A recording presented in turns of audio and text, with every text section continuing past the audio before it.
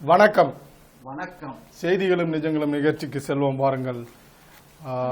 நேற்றுக்கு பாத்தீங்கன்னா நீட் தேர்வுக்கு எதிரான சட்ட போராட்டம் தொடரும். ஆமா, என்ன பேரவை அனைத்து கட்சி கூட்டத்தில் முதல்ல அவங்க என்ன சொல்றாங்கன்னு சொல்லிட்டு அதன் பிறகு மக்கள் என்ன நினைக்கிறாங்கறத நம்ம சொல்லிடலாம். என்ன அவங்க இது பண்றாங்க அப்படின்னு பாத்தீங்கன்னா நீட் தேர்வு என்பது விலக்கு பெற தமிழக அரசு தொடர்ந்து சட்ட போராட்டம் நடத்த வேண்டும், சட்ட முன்வடிக்கு மத்திய அரசு ஒப்புதல் தர மறுத்துள்ளதை எதிர்த்து தேவைப்பட்டால் புதிய வழக்கை தொடுப்போம் அப்படின்லாம் நேற்றுக்கு சொல்லியிருக்கிறாங்க.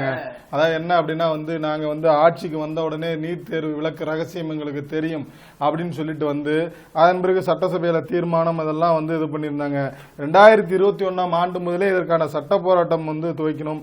நீட் தேர்வால் ஏற்படும் பாதிப்புகளை கண்டறிந்து அதுக்கு அறிக்கை அளிக்க நாங்கள் ஓய்வு பெற்ற நீதிபதி ராஜன் தலைமையிலாம் குழு அமைத்து அது அறிக்கையெல்லாம் நாங்கள் சமர்ப்பித்தோம். அதனால அந்த அறிக்கையில என்ன சொல்லியிருந்தாங்கன்னா, சமுதாயத்தில் பின்தங்கியோருக்கு மருத்துவக் கல்வி அதாவது அவங்களுக்கு இடையூறாக இருப்பதாகவும், மருத்துவக் கல்விக்கு இடையூறாக அவங்க படிக்கிறதுக்கு இடையூறாக இருப்பதும், சமூகத்தில் பொருளாதாரத்தில் வளம் மிகுந்த பிரிவினருக்கு சாதகமாக நீட் தேர்வு உள்ளது அப்படின்னு சொல்லி அந்த அறிக்கையை சொல்லியிருந்தீங்க. இதனால இந்த நீட் தேர்வு ரத்து சட்டத்தை 2021 செப்டம்பர் 13ஆம் தேதி நிறைவேற்றி ஜனாதிபதி ஒப்புதலுக்கு நாங்கள் அனுப்பியிருந்தோம். கவர்னர் வாயிலாக அனுப்பி வைத்தோம். கவர்னர் உடனே ஜனாதிபதிக்கு அனுப்பி வைக்க வேண்டும். ஆனால் அதை செய்யாம வழக்கம் போல அரசியல் செய்துட்டாரு அப்படின்னு சொல்லி இது பண்ணது. நாங்க மீண்டும் இதை எடுத்து 2022 பிப்ரவரி 1 கவர்னருக்கு திருப்பி அனுப்பினார். அந்த சட்ட முன்னுடைய மீண்டும் நிறைவேற்றி கவர்னருக்கு நாங்க இப்படி நாங்க பல கட்ட போராட்டங்களை எடுத்திருக்கோம். சொல்லுங்க. நீட் தேர்வு நடத்துகிற விதம், நீட் தேர்வு தனியார் முகமைகள், பிரைவேட் ஏஜென்சி, அதாவது என்ன சொல்ல வரோம்னா நீட் தேர்வு இனி விளக்க முடியாது. இதெல்லாம் பிரச்சனைகள் இருக்கா நீட் தேர்வுல? இருக்கு. சரி, நீட் தேர்வு ரத்து செய்யறீங்க. நீட் தேர்வு ரத்து செய்தால் பழையபடி இந்த 12ஆம் வகுப்பு மதிப்பெண்கள் அடிப்படையில் அந்த மெரிட் அடிப்படையில் தான் நாங்க சீட்டு கொடுப்போம், மருத்துவ கல்விக்கு இது பண்ணுவோம் அப்படின்னு நீங்க சொல்ல வந்தீங்கன்னா அது இப்ப ஏற்கனவே நாமக்கல் மாவட்டங்கள்லாம் இருந்த பல கல்வி நிறுவனங்கள், தனியார் கல்வி நிறுவனங்கள் கொள்ளையடிக்கிறதுக்கு வழிகளை அவங்களே தேடி இருந்து வச்சிருந்தாங்க. பாடத்திட்டத்தையே படிக்காம இது பண்ணாத நேரா 12ஆம் வகுப்புல கொண்டு போய் வச்சு அவங்களுக்கு அந்த சிலபஸ் 11ஆம் வகுப்புல இருந்தே ஆரம்பிச்சு வெறும் அதுல இருக்கிற கேள்வி பதில், அதாவது மதிப்பெண் அதிகமாக எடுக்க வேண்டியதுக்காக 11ஆம் வகுப்பு பாடத்தை புறக்கணித்து விட்டு குறுக்கு வழி பாடத்திட்டம் அந்த திட்டத்தை சொல்லி கொடுக்குறீங்க. அந்த மாதிரி மாணவர்கள் மதிப்பெண் பெற்று வந்த மாணவர்கள் எப்படி ஒரு நல்ல மருத்துவராகவோ வர முடியும்? அப்படி என்றால் நீட் தேர்வு ரத்து செய்வதுதான் வச்சுக்கோங்க. அப்ப நுழைவுத் தேர்வே இல்லாத நீங்க தேர்வு மாணவர் சேர்க்கை நடத்த போறீங்களா அப்படின்ற ஒரு கேள்வி எழுது. ஏன்னாக்கா இந்த நுழைவுத் தேர்வு நடத்தாமல் நீங்க நேரா 12ஆம் வகுப்பு மதிப்பெண் அடிப்படையில் நீங்க தேர்வு நடத்துனீங்கன்னா பழையபடி அந்த நிலைக்கு தான் போகும். நேரா 12 எல்லா தனியார் பள்ளிகளிலும் நேரா 12ஆம் வகுப்பு பாடத்திட்டத்துக்கு போயிடுவாங்க. அப்படி போகக்கூடிய நிலைமையில நீங்க தரமான மருத்துவர்கள், ஒரு நல்ல மருத்துவர்கள் உருவாவதெல்லாம் இது வாய்ப்பு கம்மி. அதே வேளையில நீட் தேர்வு நடத்துறதுல இருக்கக்கூடிய பிரச்சனைகளை இப்ப தமிழக அரசு இத நீங்க ரத்து செய்யணும் ஒரு இது வந்தாச்சு, போயிட்டு இருக்கு. எல்லா மாணவர்களும் இப்ப அதை ஏத்துக்கிட்டாங்க, அது நடைமுறையில இருக்கு. நீங்க அதை விட நீங்க என்ன கேட்கலாம், நாங்க தேர்வு நாங்க நடத்துறோம். ஒரு புறம் நீங்க பொருளாதாரத்துல நீங்க பாதிக்கப்படுறாங்க அப்படின்னு சொன்னா, மற்றபுறம் எதிர்தரப்பு என்ன சொல்றாங்கன்னா, நீட் தேர்வு வந்த பின்னாடி தாங்க தமிழகத்தில் அதாவது ஏழை எளிய மக்களும் மருத்துவ படிப்பில் சேர்ந்து வருகின்றனர். அதற்கான விகிதத்தை நீங்க பார்த்தாலே தெரியும். இடஒதுக்கீடு இருக்குல்ல, அந்த இடஒதுக்கீடு என்ன ஆகும்? அதெல்லாம் நிறைய கேள்விகள் இருக்கு. அதனால நீட் தேர்வு தேர்வு நுழைவுத் தேர்வு அவசியம் தேவை. நீங்க இந்த மாதிரி திறந்த வெளியில அந்த 12ஆம் வகுப்பு ஏற்கனவே குறிப்பிட்ட சிலபஸ்ல இருந்து நடத்தி அது மட்டும் அதெல்லாம் கேள்வி கேட்பன்ற ஒரு நிலையை உருவாக்குறத விட 10ஆம் வகுப்பு பாடத்திட்டத்திலையும் கேள்வி கேட்கணும், 11ஆம் வகுப்பு பாடத்திட்டத்திலையும் கேள்வி கேட்கணும். அப்ப எல்லாமே சேர்ந்துதான் வரும்னாதான் மாணவர்களுக்கு முறையான கல்வி பயிற்சி கல்வி அளிக்கப்படும். அப்ப வந்து ஏற்றத்தாழ்வுகள் களையப்படும். இது மூலம் வந்து ஏற்றத்தாழ்வுகள் வராது. அப்புறம் கிராமப்புற மாணவர்களும் பயன்பெறுவாங்க. ஆகவே வந்து எது எப்படி இருந்தாலும் ஒரு பொது நுழைவுத் தேர்வு இந்த பொறியியல் ஆகட்டும் எல்லாத்துக்குமே ஒரு பொது நுழைவுத் தேர்வு என்பது அவசியம் தேவைதான். அந்த அடிப்படையில பாத்தீங்கன்னா நீங்க நீட் தேர்வை வந்து எதிராக சட்டப்பூர்வ தொடரும் நீங்க இப்ப வந்து சொன்னீங்கன்னா நிச்சயமா இது வந்து 2026 தேர்தலுக்காக தானே வேண்டி வேற ஒன்றும் அதுக்குதான் வந்து இவர் என்ன சொல்றாங்கன்னா உங்க நாடகம்லாம் வந்து செல்லுபடி ஆகாது அப்படின்னு சொல்லி வந்து பாஜக தலைவர் அண்ணாமலை வந்து சொல்லியிருக்காரு. என்ன சொல்றாருன்னா நீங்க வந்து கடந்த 4 வருடமா இருந்தீங்க எல்லாம் வந்து நீங்க வந்து தேவைப்பட்டா வந்து உச்சநீதிமன்றத்துக்கு அப்பீல் சொல்லலாம்ல, ஏன் கடைசி கட்டத்துல வந்து நீங்க வந்து நாங்க வந்து புதிய வழக்கு தொடருவோம் அப்படின்னு சொல்லி. உண்மையிலுமே உங்களுக்கு வந்து நீட் தேர்வை நாடு முழுவதும் அமல்படுத்திய உச்சநீதிமன்றம் தான். உச்சநீதிமன்றம் தான் வந்து இது பண்ணிச்சு, பல வழக்குகளை செஞ்சிச்சு. அதன் பிறகுதான் நாடு முழுவதும் வந்து நீட் தேர்வு வந்து நடைமுறைக்கு வந்தது. உங்களுக்கு ஒருவேளை விருப்பம் இல்லை என்றால் உச்சநீதிமன்றத்தை நீங்கள் நாடி இருக்கலாம். அதெல்லாம் விட்டுட்டு இப்ப ஏன் வந்து நீங்க கடைசி கட்டத்துல வந்து நாடகம் போடுறீங்க? உங்களுக்கு நதிநீர் பிரச்சனையாகட்டும் இல்ல எல்லை மாநிலங்களுக்கிடையான எல்லை பிரச்சனையாகட்டும் இதையெல்லாம் தீராம பாத்துக்கிறது தான் அரசியல் தலைவர்களுடைய வேலை. அதாங்க அதுதான் வந்து என்ன அப்படின்னா இதுக்குதான் வந்து என்ன சொல்றேன்னா இப்படிதான் டாஸ்மார்க் ஊழல் இதெல்லாம் இது பண்றீங்க. அதுதான் வந்து என்ன சொல்றாருன்னா டாஸ்மார்க் ஊழல்ல இந்த மாதிரி தான் பண்றீங்க. கள்ளச்சார மரணம் குறித்து விசாரணை குறித்து இப்படிதான் வந்து எழுதிருந்தீங்க. அதே லெவல்ல தான் இப்ப இதையும் பண்றீங்க. உங்க நாடகம் எல்லாம் வந்து வேலைக்கு ஆகாது, மாணவர்கள் நிம்மதியா படிக்க விடுங்கன்றாரு. பயிற்சி மையம் தனியார் பயிற்சி மையம் இப்ப அதுக்கு நிறைய வந்தாச்சு. இந்த பிரச்சனை இப்ப குரூப் 1 தேர்வுகள் இப்ப வெளியிட்டு இருக்காங்க. ஆமா, அதுல வந்து தமிழ்நாடு அரசு பணியாளர் தேர்வாக குரூப் தொகுதி 1 தேர்வு முடிவுகள் வெளியாகி இருக்கு. அதுல முதல் 5 இடங்கள் அந்த இதெல்லாம் வெற்றி பெற்றவங்க தனியார் நிறுவனங்கள் பயிற்சி பெற்றவங்க தான் வந்திருக்கிறாங்க. இப்போ ஒரு சாதாரண கிராமப்புறத்துல இருந்தோ அரசு பணியில பயின்ற ஒரு சாதாரண நடுத்தர தட்டோ இல்ல அடித்தட்டுல இருந்தோ அந்த மாதிரி யாரும் வந்து தேர்ச்சி பெறல. அப்போ வந்து இந்த மாதிரி ஒரு மேல் உயர் பதவிகளுக்கு வரணும்னா அதற்கென்று செலவு செய்து அதற்கென்று தனி பயிற்சி எடுத்து அவங்கதான் வந்து வர முடியும் நிலைமை இருக்கு. இது வந்து சம வாய்ப்பு என்பது இதுல எதுலையுமே கிடையாது. இந்த சம வாய்ப்பை பத்திலாம் கடந்த 4 ஆண்டுகளா நீங்க விவாதிச்சிருக்கலாம், அதுக்கு ஒரு தீர்வு கண்டிருக்கலாம். இதை எப்படி இந்த தேர்வை வந்து என்ன இது பண்ணணும், நம்ம எதை கேட்கணும், நீங்க இது பண்றதை விட அதை வந்து நீங்க கேட்கலாம். நாங்களே தேர்வு நடத்துறோம், நீங்க கேள்வித்தாள் கொடுங்க, எங்க மாணவர்களுக்கு எங்க அவங்க இருப்பிடத்துக்கு தகுந்த மாதிரி அருகாமையில மையங்களை போட்டு நாங்க தேர்வு நடத்துறோம், நீங்க வேணா சூப்பர்வைசிங் பண்றதுக்கு கூட ஆள் அனுப்புங்க. இந்த மாதிரி விஷயங்கள்லாம் கேட்டு அதை இது பண்ணி அது இதெல்லாம் வந்து மத்திய அரசே செஞ்சிடலாம். இதுக்கு ஒன்றும் உச்ச நீதிமன்றமும் இதுக்கெல்லாம் போக தேவையில்லை. அது எப்படி மாணவர்களுக்கு பயனுள்ளதா மாற்றணும்ன்றத செம்மைப்படுத்த வேண்டியது வேண்டுமானால் நீங்க செய்யலாம். அதன் பிறகு விலக்கு அப்படிங்கறதெல்லாம் வாய்ப்பு இல்லை அப்படிங்கறதா சட்ட நுணுக்கு சொல்றாங்க. தீர்ப்பு சொல்லியாச்சு.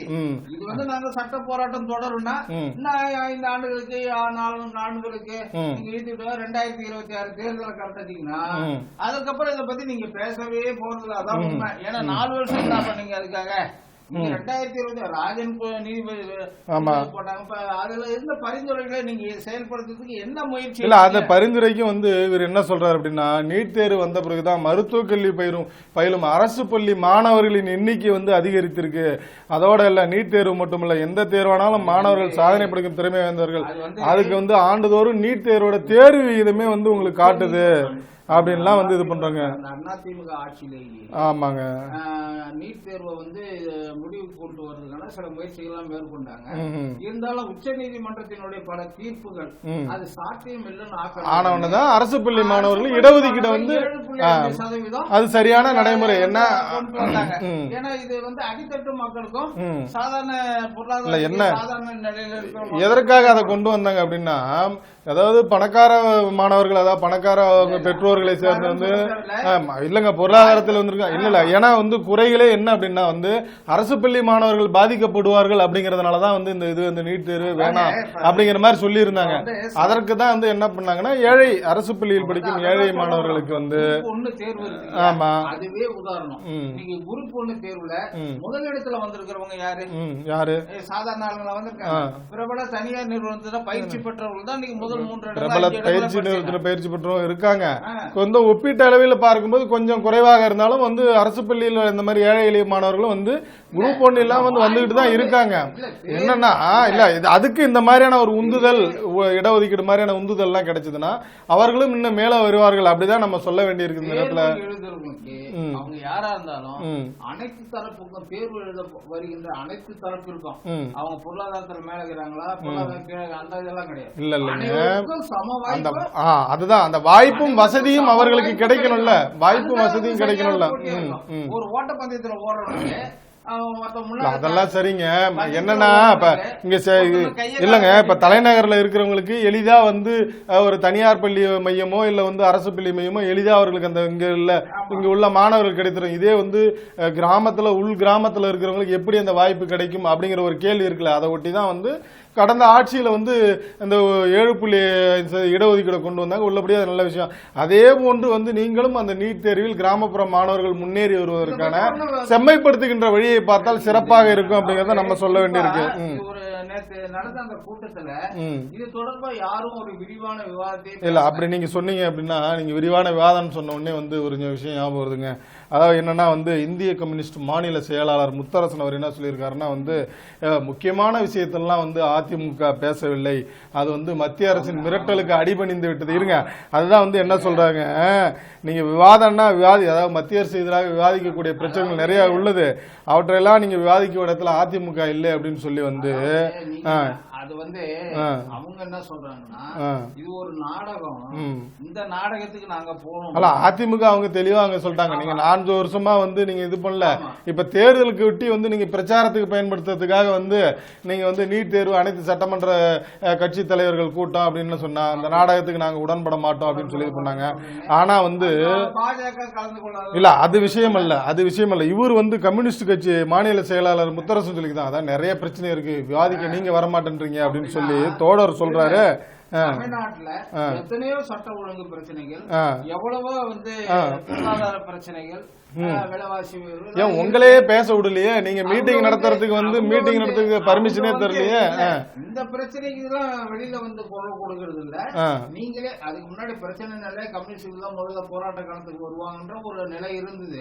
ஆனா இன்றைக்கு அப்படியா இருக்கு, நீங்க இருப்ப காட்டிக்கிறதுக்கு அவ்வப்போது வந்து மத்திய அரசை எதிர்த்து தான் நீங்க போராட்டம் நடத்துறீங்க ஒழிய மாநில அரசு தவறே செய்யலையா, மாநில அரசு சரியான பாதையில போய் கடந்த காலங்களில் நிறைய மாநில அரசு மீது நீங்க குற்றம் சொன்னீங்களே, ஏதாவது வந்து திராவிட கட்சிகள் ஆட்சிக்கு வந்த பிறகுதான் வந்து இங்க வந்து பட்டியலின கொலைகள் அதிகமாக நடக்கிறது அப்படின்னு அதெல்லாம் நீங்க பேச கூட்டிருக்கலாமே.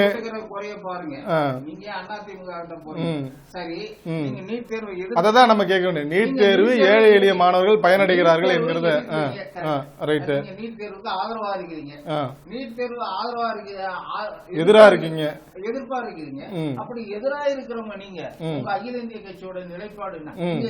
இவங்கெல்லாம் வந்து பிராந்திய கட்சிகள், தமிழ்நாடு மாநில கட்சிகள் வந்து பண்றாங்க, நீங்க தேசிய கட்சி தானே, உங்களுடைய நிலைப்பாடு என்ன அதுதான் நம்ம கேட்க வேண்டியிருக்குது. ஆதரிக்கிறீங்களா? சரி, வரைக்கும் நாடாளுமன்றத்தில் அதை பத்தி ஏதாவது என்ன பேசிருக்கீங்களா?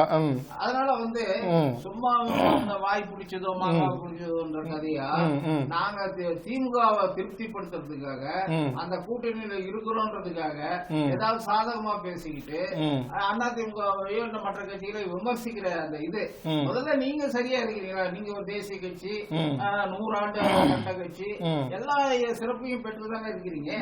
அப்படி இருக்க நீங்க என்ன பண்ணிருக்கீங்க? நீட் தேர்வு ஆதரிக்கிறீங்களா எதிர்க்கிறீங்களா? தேசிய அளவுல நான் கேட்கிறேன். உங்க இதை பத்தி நாடாளுமன்றத்தில் உங்களுக்கு உறுப்பினர்கள் இருக்காங்க, நீட் தேர்வு வேண்டாம், ஒரு தனிநபர் தீர்மானம் இல்ல ஒரு மசோதா ஏதாவது ஒண்ணு கொண்டு வந்திருக்கிறீங்களா? எதுவும் கிடையாது. தமிழ்நாட்டு அரசுக்கு இங்க வந்து நான் ஒண்ணு பேசுவேன், அது ஒரு விஷயம் போயிட்டு ஒண்ணு பேசுவேன் அப்படி என்பது அந்த ஒரு விவகாரம் இருந்தாங்க. நீட் தேர்வு இந்த விஷயத்துல வந்து நீங்க வந்து முக்கியமான விஷயங்கள்ல வந்து பேசணும் அப்படின்றீங்கல்ல, மற்ற கட்சிகள் ஆதரிக்கின்ற கட்சிகள், நீட் தேர்வை ஆதரிக்கின்ற கட்சிகளுடன், அதாவது நீட் தேர்வு வந்த பிறகு அரசு பள்ளி மாணவர்கள் எத்தனை சதவீதம் வந்து மருத்துவக் கல்லூரியில் சேர்ந்திருக்கின்றனர், மருத்துவ படிப்பில் சேர்ந்திருக்கின்றனர், மருத்துவம் சார்ந்த துணை படிப்பில் சேர்ந்திருக்கின்றனர், இது போன்ற விஷயங்கள்ல நீங்க வந்து ஒரு விவாதம் வைங்களேன், விவாதம் வைத்து நாட்டு மக்களுக்கு உண்மைகளை சொல்லுங்களேன். யார் வந்து உங்களை மறுக்க போறா? நீங்க வந்து அழைப்பு விடுங்க, நீட் தேர்வு ஆதரிக்க ஆதரிக்கின்ற கட்சிகளுக்கு அழைப்புடுங்க, நீட் தேர்வு எதிர்க்கின்ற கட்சிகளை அழைப்புடுங்க, நன்மை என்ன தீமை என்ன, நீட் தேர்வு வந்த பிறகு எத்தனை அரசு பள்ளி மாணவர்கள் வந்து மருத்துவக் கல்லூரியில் சேர்ந்திருக்கின்ற வந்து அவர்கள் ஒரு புறம் தகவல் சொல்லட்டும், நீங்க பாதிப்பு என்னன்னு தகவல் சொல்லட்டும், அது மக்களை சென்றடைக்கும், மக்கள் முடிவு செய்யட்டுமே, இதுல என்ன இருக்குது அப்படிங்கறத நம்ம சொல்ல வேண்டி இருக்குது. தமிழக பாஜக இன்னைக்கு அமித்ஷா வந்து சென்னை வருகிறார். ஆமா, இந்த அவருடைய வருகை வந்து எத்தனையோ கேள்விகளை, எத்தனையோ எதிர்பார்ப்புகளை அரசியல் வட்டாரத்தில் வந்து பரபரப்பை ஏற்படுத்தி இருக்கிறது. அதிமுகவுடன் கூட்டணி அமையுமா, அண்ணாமலை மாற்றப்படுவாரா, இந்த கேள்விகள் எல்லாம் வரிசையா வருது. பத்தி பலவிதமான ஐயப்பாடுகள், சந்தேகங்கள் எழுந்து கொண்டுதான் இருக்கு. சரி, இதுல வந்து இவங்க என்ன நிலைப்பாடு எடுப்பாங்கன்னு தெரியாது. இப்ப நேற்று முன்தினம் வந்து நயினார் நாகேந்திரன் டெல்லி போயிருந்தாரு. அங்க அவர் அமித்ஷாவை சந்திச்சு பேசியிருக்காரு. அங்க என்ன நடந்தது, இதற்கு இடையே இங்க சென்னையில வந்து நிதியமைச்சர் நிர்மலா சீதாராமனை இவங்க சந்திச்சாங்க, அவங்க சந்திச்சாங்க, இப்படி பேசினாங்க, அப்படி எல்லாம் சொல்றாங்க. அதுக்கு இடையில வந்து அமைச்சர் நேருலாம் கூட சந்திச்சுதான் தகவல். அப்படிங்களா? ஆமா, அவங்க வந்து இந்த இதுக்கு அமலாக்கத்துறை விசாரணைக்கு இருக்கியா, அதான் வந்து போய் சந்திச்சது வேற காரணங்கள் சொல்லுவாங்க. ஆனா பிரச்சனை அதுதான்ன்றதான் ஊடகங்கள்ல செய்தி வந்துகிட்டு இருக்கு. அந்த இதுல பாத்தீங்கன்னா இப்ப இவருடைய வருகை, இவர் வந்து தமிழ்நாட்டுல 2026 அமைய உள்ள தேர்தல் கூட்டணி தொடர்பா கண்டிப்பா அந்த விஷயத்துக்காக தான் வராரு. அதே நேரத்தில் கட்சியோட மாநில தலைமையை மாற்றுவதற்கான இந்த அதே தலைமை நீடிக்குமா, இந்த புதிய தலைமை நியமிக்கப்படுமா அப்படின்றது அது சம்பந்தமா இங்க இருக்கிற பாஜக நிர்வாகிகளோட கலந்து பேசுவார்னு சொல்லி அந்த வட்டாரங்கள் வந்து தகவல் தெரிவிக்கின்றன. நீங்க அப்படி வருகைன்னு சொன்ன உடனே வந்து இன்னொருவர் இன்னைக்கு வந்து வருகை இல்லைங்க, ஒப்படைப்பு என்ன அப்படின்னு பாத்தீங்கன்னா, மும்பை தாக்குதல் எதிரொலி அந்த ராணாவை இந்தியாவிடம் ஒப்படைத்தது அமெரிக்கா அப்படின்னு சொல்லி வந்து இன்னைக்கு வந்து செய்திகள் வெளியாக இருக்குது. உள்ளபடியே பார்த்தீங்கன்னா வந்து இந்த 2011 நவம்பர் 26 எல்லாராலும் மறக்க முடியாத ஒரு சம்பவம் தான் வந்து தெரிஞ்சிருக்கும்.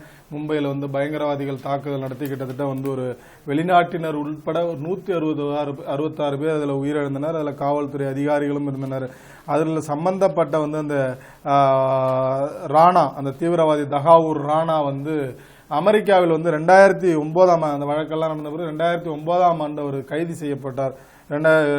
அதில் வந்து 2009 கைது செய்யப்பட்ட ராணா சிறையில் இதனிடையே வந்து அவரை வந்து நாடு கடத்த சொல்லி வந்து இந்தியா சார்பில் வந்து கோரிக்கப்பட்டது. அமெரிக்க அதிபர் வந்து ட்ரம்ப் வந்து இதான பிறகு வந்து அமெரிக்க அதிபராக பொறுப்பேற்ற பிறகு வந்து ராணாவை நாடு கடத்த அவர் வந்து ஒப்புதல் அளித்தார். அதன்படி வந்து ஒரு சிறப்பு விமானத்தில் வந்து இன்றைக்கு அழைத்து விடப்படுகிறார். அதான் ஒட்டி தான் வந்து உள்துறை அமைச்சர் அமித்ஷா தோவல்லாம் அவசர ஆலோசனை வந்து நடத்தியதாக வந்து ஒரு தகவல் வெளியாக இருக்கு. அவர் நீதிமன்றத்தில், டெல்லி நீதிமன்றத்தில் ஆஜர்படுத்தப்பட்ட பிறகு சிறையில் அடைக்கப்படுவாரா இல்ல அவருக்கான தண்டனை விவரங்கள் என்ன அப்படிங்கறதெல்லாம் வந்து இன்னும் தெரிய வரும். அவர் வந்து இந்த இதுல கொலையில நேரடியா தொடர்பு சம்பந்தப்படல இந்த சம்பவத்துல. ஆனா இதுக்கு உண்டான பின்னணியில இருந்து இயக்குனர் மூளையா செயல்பட்டார். அதுதான் அவர் நேரடி தாக்குதல் ஈடுபட்டார் யாரும் சொல்லி அந்த குற்றச்சாட்டுகள் அடிப்படையில வந்து இப்ப வந்து விசாரணை தொடரும்.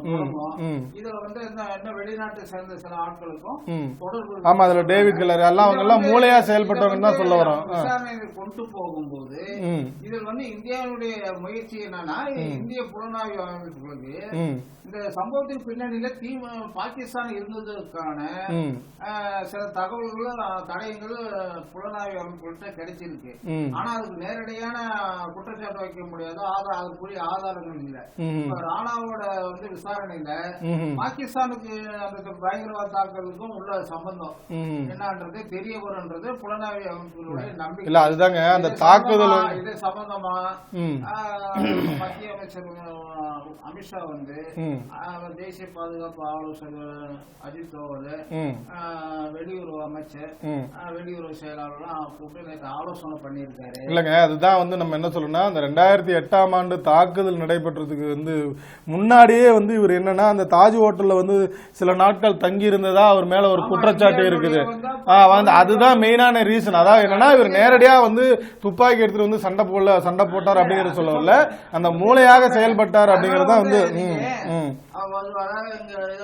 விசாரணை வந்து அவங்க டெல்லியில வச்சு விசாரணை பண்ண போறாங்களா இல்ல டெல்லி நீதிமன்றத்துல தான் ஆஜர்படுத்தப்படுவார் அப்படிங்கறதான் தகவல் வெளியா இருக்குது. விசாரணை வந்து ஆனா அந்த பன்னாட்டு இந்த மாதிரி இதுல இருந்து வரும்போது பொதுவா வந்து டெல்லி நீதிமன்றத்துல முதல்ல ஆஜர்படுத்துவாங்க. அதுக்கப்புறம் அந்த வழக்கோட விசாரணையை பொறுத்து அது சம்பந்தப்பட்ட அதுதான் அது வந்து நீதிபதி அதன் பிறகு உத்தரவு பிறகு டெல்லியில வந்து இறங்கின உடனே அங்க டெல்லி நீதிமன்றத்துல ஆஜர்படுத்துறது ஒரு இதுதான். இப்ப வந்து இந்த தமிழ்ல வந்து ஒரு பழமொழி சொல்லுவாங்க, இந்த ஒட்ட குத்தம் பாட்டுக்கு இரட்டத்தாழ் பாடுற மாதிரி. இப்ப அமெரிக்கா வந்து வர்த்தக போர்னா இதாங்க வர்த்தக போர். உலகம் வந்து இப்படிப்பட்ட ஒரு வர்த்தக போரை சந்திச்சுதான் என்னன்றது தெரியல. ஆனா பொருளாதார நெருக்கடி முதல் உலக 2 போர்கள் நடந்ததே வந்து பொருளாதார நெருக்கடிகள் தான். சர்வதேச அளவுல ஏற்பட்ட பொருளாதார நெருக்கடிகள். அப்ப வந்து நாடுகளை வந்து பொருளாதார அடிப்படையில் பகிர்ந்துக்கிறது, பொருளாதார சந்தைகள் இருக்கு இல்லையா, இதெல்லாம் வந்து அவங்க ஆதிக்கத்தில் கொண்டு வர இது அடிப்படையா வச்சுதான் 2 உலக போர்லயுமே நடந்தது. இப்ப உலகம் வந்து கடுமையான நெருக்கடியில் இருக்கு உலக அளவுல பொருளாதாரம். இப்ப இந்த பொருளாதார நெருக்கடியில இருந்து மீள்றதுக்கு அவங்க வல்லமை படைத்தவர்கள் நாடுகள் எல்லாம் வந்து இப்ப அவங்களுக்கு உரிய முயற்சிகள், அவங்களுடைய பலத்தை பிரயோகம் பண்றது இப்படிலாம் வந்து ஆரம்பிச்சிருக்காங்க. இதுல முதல் கட்டமா அமெரிக்கா வந்து அந்த வேலையை ஆரம்பிச்சு வச்சுது. இப்ப சீனா வந்து என்ன பண்றாங்க, அவன் 125% சீன பொருட்களுக்கு அமெரிக்கா வரி வச்ச உடனே சீனாவும் என்ன பண்ணுச்சு, அமெரிக்க பொருட்களுக்கு 84% இப்ப இவங்களும் வரி விதிச்சிருக்காங்க. ஆக நீயா நானான்ற போட்டி வந்தாச்சு. இதுல சிக்கி சின்னவனமா போறது வளரும் நாடுகள், வளர்ந்து வரும் நாடுகள் எல்லாம் இந்த மாதிரி 3ஆம் உலக நாடுகள் சொல்லுவாங்கல்ல. இப்ப இவங்கதான் வந்து இவங்களுடைய பொறியில சிக்க போறவங்க இவங்கதான். ஏற்கனவே வந்து சீனா பொருளாதாரத்தில் நலிவுற்ற சின்ன சின்ன நாடுகளுக்கு தான் பெரிய அளவுல பொருள் உதவி செய்து அவங்க எல்லாம் தங்களுடைய ஆதிக்கத்துல கொண்டு வந்துகிட்டு இருக்கு. அந்த அமெரிக்கா வந்து அமெரிக்க அதிபர் ட்ரம்ப் வந்து பண்ணுகின்ற வேலையெல்லாம் பார்த்தா வந்து தனித்தனி கண்டமா அந்த உலகத்தையே பிரிச்சுற மாதிரி இருக்குதுங்க. அவர் பண்ற விஷயங்கள் எல்லாம் ஏன்னா எதற்கெடுத்தாலும் வந்து என்ன அப்படின்னா வந்து எல்லா நாடு மேலும் வரி அப்படின்னே தான் வந்து சீனா எப்பயும் வந்து நல்லுறவை கடைபிடிக்காத சீனா இந்த முறை வந்து அண்டை நாடுகள் எல்லாம் வந்து ஒரு நல்லுறவை கடைபிடிப்போம், அமெரிக்கா எதிரான அந்த இதுல வந்து நம்ம ஒற்றுமையா நிற்போம் அப்படிங்கிற மாதிரிலாம் அது வந்து தகவல் வெளியிட்டு இருக்குதுங்க. இந்தியாவுக்கு எல்லாம் அழைப்பு கொடுத்தோம், வாங்க இணைந்து செயல்படுவோம். ஆமா, அந்த விஷயத்துல வந்து இருதரப்பு அழைப்பு விடுறாங்க. ஆமா, இதே சீனா இலங்கைக்கு பொருளாதார உதவி கொடுத்து இலங்கையை இது பண்ணது, மாலத்தீவு விஷயத்துல தலையிட்டது. ஏன் அவ்வளவு போறீங்க? இப்ப வங்கதேச விஷயத்துல தலையிட்டு அந்த இது பொறுப்பு இது இருக்காருல்ல, அந்த தற்காலிக அதிபரா இருக்காரு, அவர் வந்து சீனாவுக்கு சாதகமா நீங்க இங்க வாங்க, வங்க கடல்ல வந்து இது பண்ணி ஆமா அதெல்லாம் வந்து இந்த விவகாரங்களுக்கு முன்னாடி இருந்தது அப்படின்னு அதுக்கு பதிலடியா வங்கதேச பொருட்கள் இந்தியாவை ஏற்றுமதி செய்வதற்கான அனுமதியை மத்திய அரசு ரத்து செஞ்சிருக்காங்க.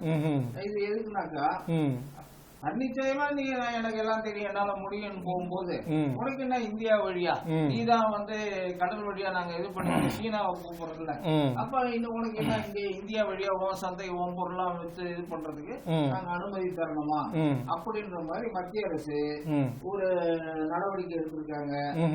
இப்ப இந்த பிம்ஸ்டெக் மாநாட்டுல வந்து பங்கேற்ற பிம்ஸ்டெக் மாநாடு தாய்லாந்துல நடைபெற்றதுல வங்கதேச தலைமை அந்த முகமது யூனுஸ வந்து மோடி சந்திச்சு பேசினாரு. ஆனா அதுல ஒரு இணக்கமான நட்பு ஏற்படும் எதிர்பார்த்தாங்க. முகமது யூனுஸ் வந்து தனது பிடிவாதத்தை இந்தியாவுக்கு எதிரான பிடிவாதத்துல அவர்கள் தெளிவா இருக்கிறாங்க. அவங்க வேற சூழ்நிலை வந்து அந்த வழி இல்லாததான் இந்தியா வழியா வங்கதேச பொருட்களை இந்தியா வழியா ஏற்றுமதி செய்வதற்கான அனுமதியை மத்திய அரசு ரத்து செய்துள்ளது.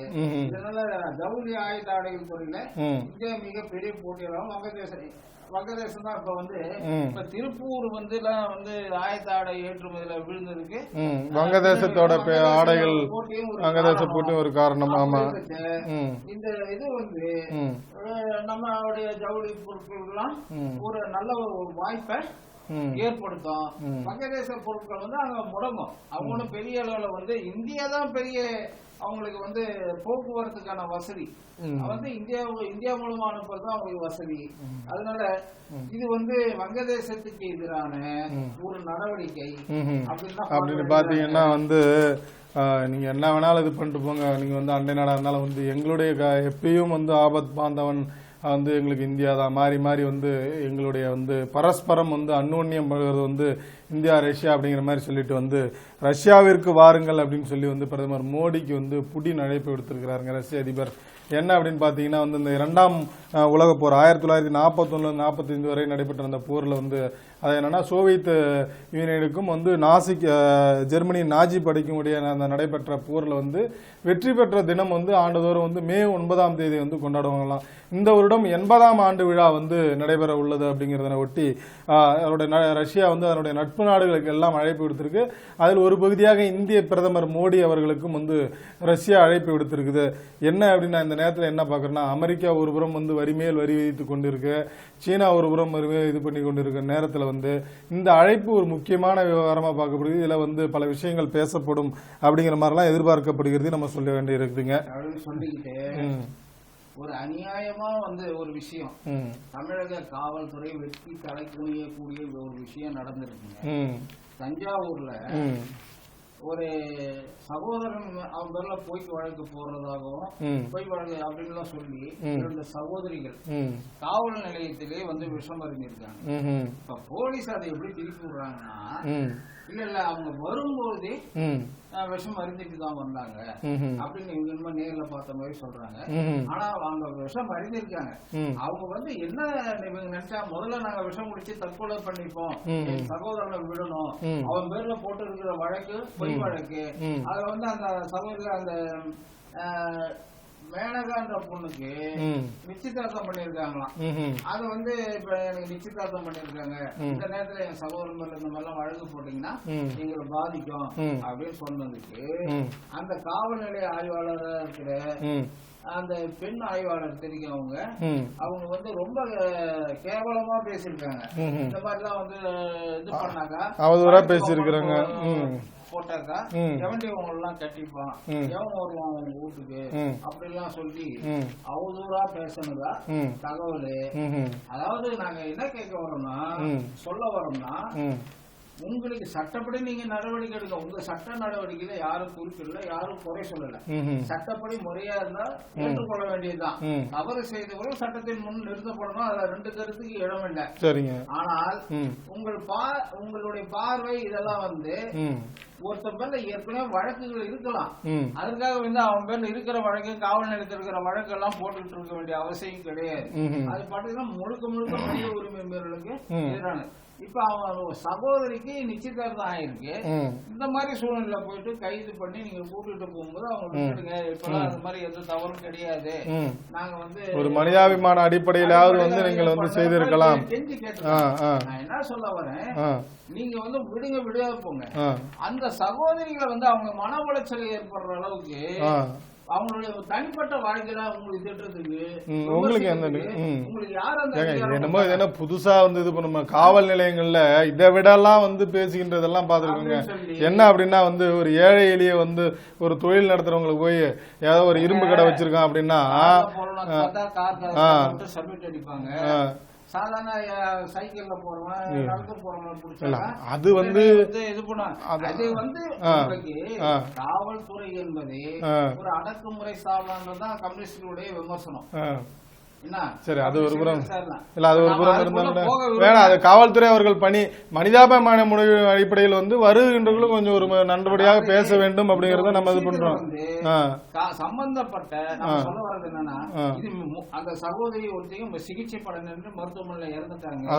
அத விஷயம் சகோதரி வந்து சிகிச்சை பெற்றுட்டு வராங்க. எதுவா இருந்தாலும் இது ஒரு சாதாரண விஷயமாக கடந்து போக முடியாது. இதுதான் உண்மை.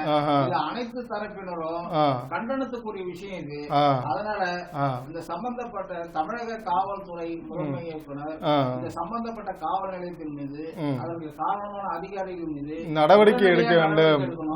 பாதிக்கப்பட்ட அந்த சகோதரி அந்த குடும்பத்திற்கு, குறிப்பா அந்த உயிரிழந்த பெண்ணினோட குடும்பத்திற்கு உரிய இழப்பீடு தமிழக அரசு தரும் அப்படி நீங்க சொன்னீங்கன்னா அடுத்து வந்து என்ன அப்படின்னா, அதாவது வந்து இலக்கிய செல்வர் மறைந்தார் குமரி அனந்தன் அவர்களின் உடலுக்கு அரசு மரியாதையுடன் இறுதி சடங்கு நடைபெற்றது அப்படின்ட்டு ஒரு குமரி அனந்தன் காங்கிரஸ் கட்சியின் மூத்த தலைவராக இருந்தவர், தமிழிசை சவுந்தரராஜன் அவர்களுடைய தகப்பனாராக இருந்த குமரி அனந்தன் நேற்று வந்து உயிரிழந்தார், நள்ளிரவில் உயிரிழந்தாருங்க. அதை ஒட்டி வந்து அரசு சார்பில் வந்து அரசு மரியாதையுடன் அடக்கம் செய்திருக்காங்க. அதை ஒட்டி பிரதமர் மோடி, கவர்னர் எல்லாரும் வந்து பல்வேறு கட்சி தலைவர்களை நேரில் போய் அஞ்சலி செலுத்தி இருக்கிறாங்க.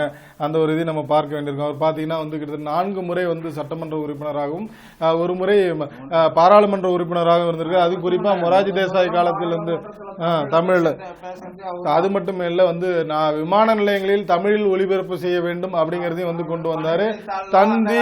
தந்தி இது போன்றதெல்லாம் வந்து தமிழ்ல இருக்குன்னு தமிழுக்காக நிறைய போராடு அப்படின்னு சொல்லிக்கொண்டு, ஆமா அப்படின்னு சொல்லிக்கொண்டு நேயர்களே இன்று நல்லடக்கம் செய்யப்பட்டிருக்கு. ஆமா நேயர்களே தெரிவித்துக் கொள்கிறோம். நேயர்களே இன்றைய செய்திகளும் நிஜங்களில் நிறைய செய்திகளை பார்த்தோம். மீண்டும் நாளை சந்திப்போம். அதுவரை நன்றி, வணக்கம். வணக்கம்.